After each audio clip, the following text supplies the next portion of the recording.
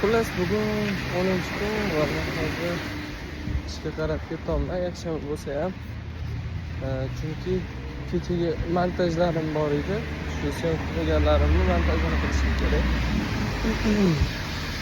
Undan tashqari bugun syomkamiz bor. Bitta proyektim bo'yicha syomkaga boramiz. Xullas soat 11 bo'ldi. Men soat 10 da turdim. Shunaqa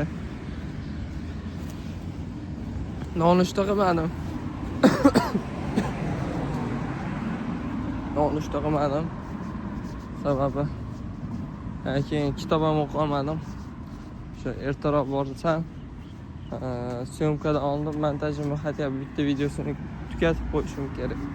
Soat 11 da 20 minut o'tdi va men ofisga keldim. Montaj qilib, keyin obedlarni olib va syomkaga soat 5 da bo'lar ekan syomka, ungacha boshqa ishlarimni ham qilib olaman. Hozir soat 15:28 va men montajni tugatdim. Bitta videoyimnikini. Hozir obloshkasini qilaman. Ikkinchi videoyimni ham montajini tugatdim. Ana bu kunlik vlogimni. Undan tashqari hozir obedlarim ham bo'lganman. Unda hozir kontentlarimni to'g'rilab chiqishim kerak bo'ladi. Planimni to'g'rirog'i. Shunaqa. Kunim yaxshi o'tyapti. Biz hozir shunaqa zo'r tabiatda syomka qildim. Kamera ham bor edi.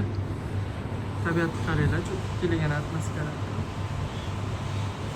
Havo ham juda ham zo'r bo'lyapti. Hozir endi ko'zim bilan ko'rayotganimni ta'riflab bera olmayman, baribir kamera ko'rsata olmaydi. Shunga his qilinglar, zo'r tabiat bo'lyapti bugun. Bugun 10-kun.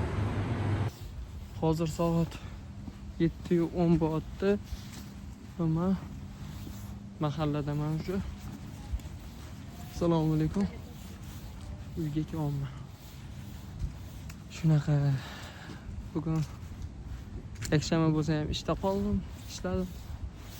Hozir uydagilar ertaroq kel deyishganiga keldim.